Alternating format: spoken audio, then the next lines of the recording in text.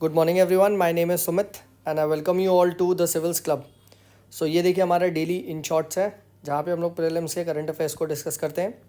और आज हम लोग जो डिस्कस करेंगे वो हम डिस्कस करेंगे अबाउट द 29 नवंबर, राइट। इसके करंट अफेयर्स को डिस्कस करेंगे। तो सबसे पहले यहाँ पे देखिए जो डेट है दैट इज़ अबाउट 26 नवंबर। ये डेट का देखिए हिस्टोरिकल सिग्निफिकेंस आपको पता होना चाहिए। 26 नवंबर 1949 इस दिन हमारा जो कॉन्स्टिट्यूशन है, संविधान, वो अडॉप्ट हुआ था। एंड क्या ये डेट प्रियम्बल में मैंशनड है? यस, ये है। So when was the constitution adopted? 26 नवंबर 1949। तो फिर 26 जनवरी 1950 क्या है? ये है the date on which the constitution was enforced. ये पता होना चाहिए, ये दोनों ही प्री में पूछा जा चुका है, ठीक है। ऑल राइट, तो ये पता होना चाहिए। सिमिलरली नेक्स्ट बात करते हैं यहाँ पे लचित बोरफुकन के बारे में, राइट। अब ये कौन थे? तो ये बेसिकली जो अहोम किंगडम था वहाँ के मिलिट्री जनरल थे। एंड इनको देखिए माना जाता है that he played a very key role in preventing the Mughals from attacking the Ahom kingdom, ठीक है। एंड एक जो आपको एक बैटल है, the battle of Sarai Ghat 1671, ये पता होना चाहिए। इसमें क्या हुआ था? औरंगज़ेब की तरफ से राजा राम सिंह वन ऑफ जयपुर, इनको भेजा गया था। और उधर से जो किंग थे उन्होंने आपके भेजा था अपने जनरल अहोम किंगडम के लचित को, ठीक है। एंड इन्होंने इनको यहाँ डिफीट करा था, तो ये चीज़ ध्यान रखिएगा, ठीक है। बैटल ऑफ सरायघाट में राजा राम सिंह जी को जो अहोम किंगडम के ये लचित बोरफुकन है, राइट, औरंगज़ेब ये जो आपके मिलिट्री जनरल है, इन्होंने डिफीट किया था, ठीक है, पता होना चाहिए। अच्छा, ऑल्सो रिमेंबर ये गोरिल्ला वॉरफेयर में बहुत ज़्यादा एक्सपर्ट थे, ठीक है। एंड अहोम किंगडम ये पता होगा आपको, ये आसाम का किंगडम था, right. It remained for almost you can say 500 to 600 years, ठीक है। तो आसाम, ठीक है, remember this. Ahom kingdom, remember this. And जो लचित बोरफुकन है, इनके बारे में पता होना चाहिए।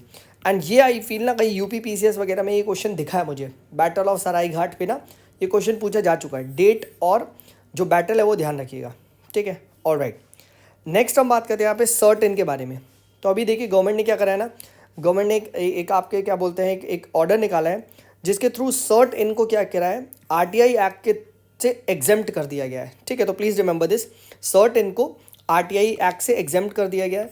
मतलब आप सर्ट इन को लेके, ठीक है, कंप्यूटर इमरजेंसी रिस्पॉन्स टीम, इस पर अब आप आरटीआई लगा के कुछ इन्फॉर्मेशन नहीं ले सकते, ठीक है। अच्छा, अब देन हम यहाँ पे हम बात करते हैं आरटीआई के कुछ ना सेक्शंस पे जो पूछा जा सकता है प्री में।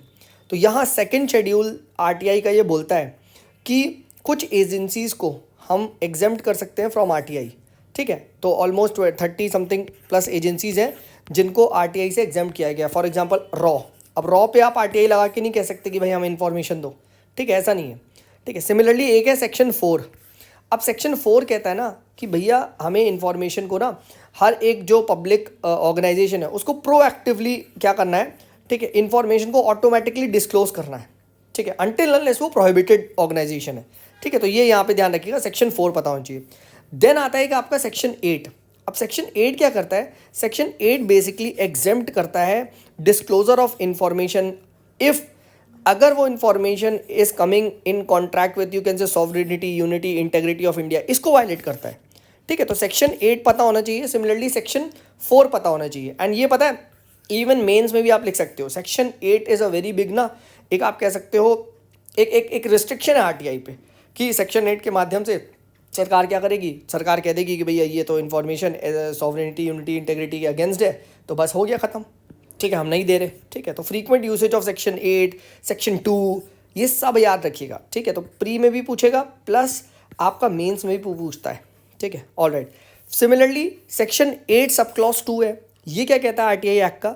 ये कहता है कि सर देखो, we can disclose the information under the official secret act 1923 अगर वो लार्जर पब्लिक इंटरेस्ट को सर्व कर रहा है, ठीक है। तो एक ये पॉइंट भी ध्यान रखिएगा, सेक्शन 8 में दो some information is prohibited but there is also section 8 sub clause 2 जो ये कहता है ऑफिशियल सीक्रेट एक्ट का कि भैया अगर वो इंफॉर्मेशन पब्लिक इंटरेस्ट को सर्व कर रही है तो that needs to be disclosed, ठीक है। तो ये सब चीज़ें ना वाइल राइटिंग मेंस ये आप यूज़ करिएगा, ठीक है, और प्री में तो है ही, ठीक है। नेक्स्ट बात करते हैं यहाँ पे ना कासजेवी के बारे में। अभी कासगेवी या कासजेवी क्या है? So this is basically a gene therapy for sickle cell disease and thalassemia, ठीक है। एंड ये अभी रिसेंटली यूके ने, यूनाइटेड किंगडम ने अलाउ करा है, ठीक है। तो remember this. And sickle cell anaemia में क्या होता है ना, जो आपके आरबीसीज वगैरह हैं वो श्रिंक कर जाते हैं, राइट, ठीक है। एंड एज अ रिजल्ट क्या होता है, ऑक्सीजन जो कैरिंग कैपेसिटी होती है, ठीक है, दैट डिक्लाइंस सब्सटैंशियली, ठीक है। तो ये चीज़ ध्यान रखिएगा, ठीक है। एंड देन हम बात करते हैं ना हीमोग्लोबिन के बारे में। हीमोग्लोबिन क्या होता है, it is nothing but a protein in the red blood cell that carries oxygen to the organs, ठीक है। तो अगर आपके बॉडी में हीमोग्लोबिन कम है तो ऑक्सीजन कैरिंग कैपेसिटी डिक्रीज होती है, ठीक है। तो ये ध्यान रखिएगा, ठीक है। एंड रेड ब्लड सेल को याद रखिएगा RBCE, एरिथोक्राइट्स भी बोला जाता है, यही नाम है, शायद चेक कर लेना एक बार, एरिथोक्राइट समथिंग ये भी बोला जाता है, ठीक है। रिमेंबर दिस, ठीक है। तो कोई पूछ लिया जाए एरिथोक्राइट्स या एरिथोसाइट्स वगैरह, तो ये RBCs होते हैं, ठीक है। ऑल राइट, नेक्स्ट हम यहाँ पे बात करते हैं PM मुद्रा योजना के बारे में।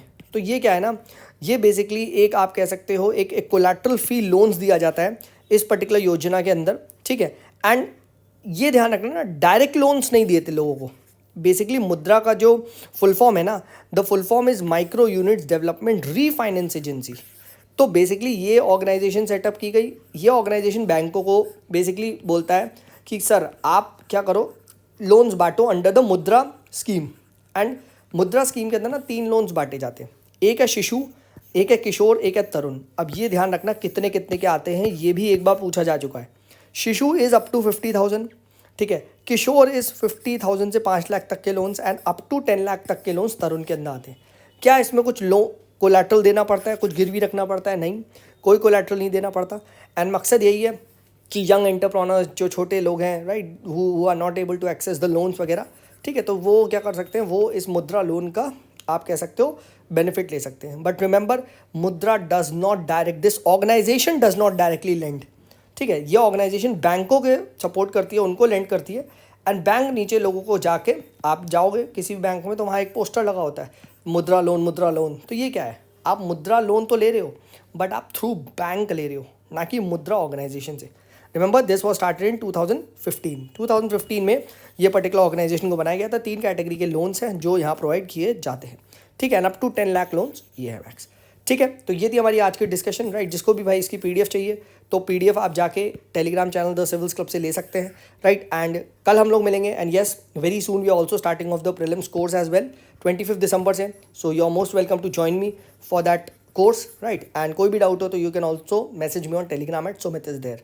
चलिए, this is been Sumit signing off, bye bye.